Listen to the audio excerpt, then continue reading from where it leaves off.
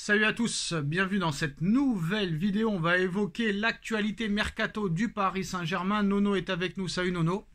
Salut Sacha. Alors Nono, on continue un petit peu les séries.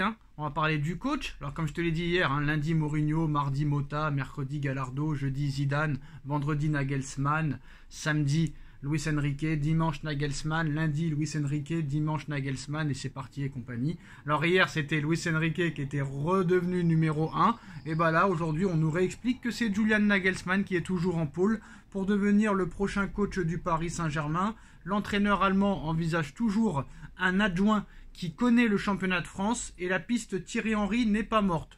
Donc je ne sais pas quoi trop dire sur cette piste parce que demain on va nous dire que Enrique c'est la piste numéro 1. Donc très clairement Nono, est-ce qu'il y a vraiment quelque chose à dire sur tout ça ou est-ce que réellement peut-être qu'aucun des deux ne viendra à l'arrivée? Eh bien à l'arrivée peut-être qu'aucun des deux ne viendra, mais là-dessus on va arrêter un petit peu parce que comme tu as dit, un jour Pierre, un jour Paul, un jour Pierre, un jour Paul. Et un jour Jacques. Et un jour Jacques et il serait temps qu'il se décide. Parce qu'un effectif, ça se construit. Un entraîneur doit être en collaboration avec le directeur sportif. Donc, il est temps de mettre les choses à l'endroit, quoi. Au moins une fois de temps en temps. Alors, incroyable, le Paris Saint-Germain veut se débarrasser de Gigi Donnarumma. Luis Campos en premier. Il n'est pas satisfait du rendement du gardien italien. Il l'a proposé à Manchester City pour baisser le prix de Bernardo Silva. Keylor Navas va revenir au Paris Saint-Germain. Incroyable, le PSG a proposé d'inclure aussi Marco Verratti dans le deal pour faciliter le transfert de Bernardo Silva. Pour l'instant, City a refusé la proposition.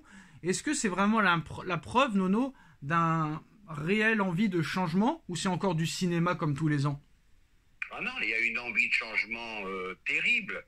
C'est la première fois que j'entends que Verratti peut partir. C'est la première fois que j'entends Mbappé, on peut le mettre dans le mode des transferts. Bon ben voilà, Donnarumma, on va pas dire que c'est la plus grosse erreur du PSG, mais Donnarumma, qu'est-ce que tu veux? Il est pas rassurant comme gardien, boulette sur boulette. Bon, à côté de ça, il fait des arrêts stratosphériques, il gâche tout avec ses boulettes. Donc compliqué. Navas, bon d'accord, je sais plus maintenant si c'est une bonne idée. Lui aussi commence à prendre de la bouteille. Donc on va peut-être se retrouver avec des difficultés au poste de gardien. Non, parce que tous les ans, on nous explique qu'aux yeux des dirigeants parisiens, aucun joueur n'est désormais irremplaçable, même pas Mbappé. Le club souhaite asseoir son autorité et placer l'institution au-dessus de tout. Aucun joueur ne sera au-dessus du club. Bon, tous les ans, on nous dit la même chose. Parler n'est pas agir. Pour une fois, on n'a pas eu le droit à l'interview annuelle de Nasser Al-Khelaifi tous les ans. Alors, si Mbappé ne veut pas prolonger, il sera vendu cet été. Donc on voit qu'on veut se débarrasser de Donnarumma, qu'on veut se débarrasser de Verratti, qu'on veut se débarrasser de Neymar et beaucoup d'autres joueurs. Mais réellement, est-ce que c'est vraiment une réelle envie de dire que personne n'est au-dessus du club? Ou est-ce que réellement c'est une manière de dire on va un petit peu se désengager et se mettre sur le côté, sachant que ils sont favoris peut-être pour acheter Manchester United, et c'est peut-être une manière de dire on va se mettre sur le côté, non? Eh ben peut-être, tout dépend si c'est eux qui vont gagner le rachat ou si c'est l'homme d'affaires d'Ineos qui va gagner, qui est une très très grosse fortune, une fortune colossale même. Et je voudrais revenir sur un truc que tu as dit, Donnarumma n'est pas satisfaisant.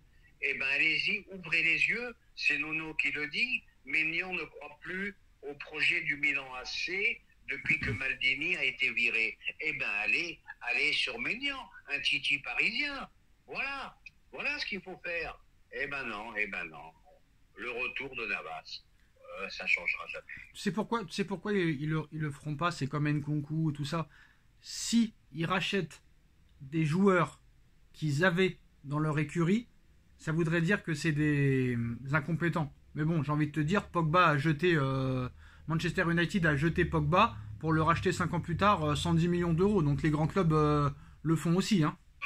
Ah ben bien sûr, moi je trouve Donnarumma pas satisfaisant, profite que Maignan n'est plus très rassuré par le projet du Milan AC, et vas-y, fais une option dessus, voilà. Et puis un Nkunku, ça m'aurait pas dérangé, que c'est devenu un grand joueur. Voilà, un Coman, ça m'aurait pas dérangé. Tu te rends compte l'équipe que tu aurais. Un Diaby, ça m'aurait pas dérangé. Mais tu te rends compte le PSG, l'équipe qu'ils auraient, c'est incroyable. Incroyable. Alors comme je te dis, Nono, hein, si le PSG venait à vendre Mbappé, si Mbappé venait à partir, il va s'asseoir sur un très gros salaire, très clairement. Parce qu'en signant au Real Madrid cet été, Mbappé percevrait un salaire annuel autour de 25 millions d'euros. Beaucoup moins qu'au Paris Saint-Germain. Et de son côté, le Real est prêt à débourser 200 millions d'euros au PSG pour s'offrir Kylian Mbappé dès à présent. Moi, honnêtement, je suis à la place d'Mbappé, je reste au PSG, Nono, parce que je touche le double. Sacha, il est milliardaire à 25 ans. Et alors? Il va toucher. Mais attends, je te finis. Il va toucher une prime phénoménale à la signature. En plus, il y a des contrats que tu sais pas, que tu connais pas, moi non plus d'ailleurs. Voilà, tu sais pas, parce que tu sais, hein, ça, ils arrangent à leur sauce, hein, tous les. Ouais, mais Nono, tu parles de milliardaires, mais tous les mecs qui signent en Arabie Saoudite, ils étaient pas déjà milliardaires? Mais la seule différence, il a 24 ans, les autres en ont 36 et 37. Ouais, mais t'es le premier à dire hier que là, il passe aux joueurs de 33-34 ans, et il pourrait vite passer aux joueurs de 25-26 ans. C'est toi qui l'as dit hier. Bah là, faut faire attention. Voilà. Faut faire attention. Alors ta grande copine Faisal Amari s'est entretenue avec Nasser Al-Khelaifi. De son côté, Luis Campos a discuté avec Kylian Mbappé, mais ces discussions n'ont pas dissipé les incompréhensions. Aujourd'hui, une potentielle réconciliation entre le clan Mbappé et le PSG semble illusoire. Alors si ça semble illusoire et impossible, il faut que Mbappé accepte de partir. Parce que là maintenant le problème, c'est le PSG qui veut se débarrasser de Mbappé, mais c'est Mbappé maintenant qui veut rester. Quelle ironie, Nono. Eh ben oui, mais ça veut dire quoi? Que le PSG est pieds et mains liés par monsieur Mbappé. Voilà. C'est-à-dire, je reste un an et après je vous mets la douille, je pars au Real. Ben, voilà ce qui risque de se passer. Et ça risque de nous pourrir la saison. Tu vas entendre parler que de ça toute la saison. Alors, encore une fois, on ne parle pas football. Alors Mbappé a parlé hier, a fait une interview à la Gazzetta dello Sport. Il dit « Je n'ai pas demandé à quitter le Paris Saint-Germain ni à rejoindre le Real Madrid. Je viens de dire au club que je n'activerai pas l'option de prolongation de contrat jusqu'en juin 2025. Je suis content de rester ici la saison prochaine. » Qu'est-ce qui sous-entend le gars? Ça veut dire genre je vais pas m'asseoir sur un salaire énormissime. Désolé, vous allez devoir me supporter encore un an de plus? Ben, il nous prend surtout pour des bourrins. Voilà, c'est tout. Ça veut dire, vous m'acceptez encore un an, je vais donner le maximum, encore ça c'est encore à voir, en sachant que tu pars, et puis vous mangerez la douille l'année d'après. Voilà, c'est tout. Moi je tourne pas ma veste. Je dis que Mbappé, si vous pouvez le vendre, s'il y a une offre satisfaisante, allez-y. Voilà où il vous a amené ce joueur. Et j'étais content d'entendre Didier Roustan. Oui, mais s'il veut pas partir, on fait quoi? Ah, s'il veut pas partir, c'est la merde, parce qu'ils pourront certainement pas faire à Mbappé ce qu'ils ont fait à Rabiot. Alors tu voulais dire ton grand ami Roustan? Eh ben Roustan, c'est le seul dans l'équipe qui a les couilles. Il a dit il y en a marre de Mbappé, hein, parce que Mbappé, qu'est-ce qu'il a fait en Ligue des Champions? Vous allez me parler des 3 buts de Barcelone, d'accord, mais vous me parlez jamais des occasions vendangées, vous me parlez jamais la passe qu'il a pas fait à Neymar qui avait plus qu'à la mettre. Et le doublé contre le Bayern aussi, hein. Voilà, d'accord. Bon,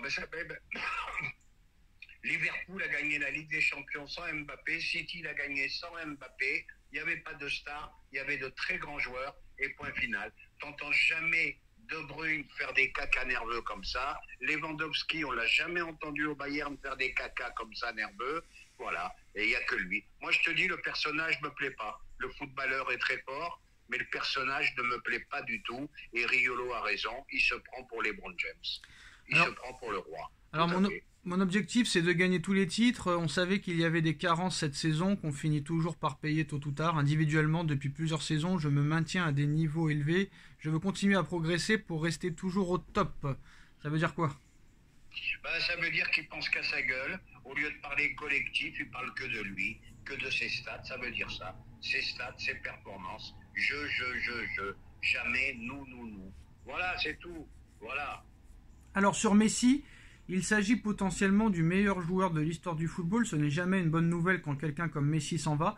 Je n'ai pas trop compris pourquoi autant de personnes étaient soulagées de son départ. Il devrait être respecté, mais au lieu de ça, Il n'a pas eu le respect qu'il méritait en France. C'est dommage, mais c'est comme ça. Nous devrons faire face et nous devrons faire ce que nous pouvons pour le remplacer.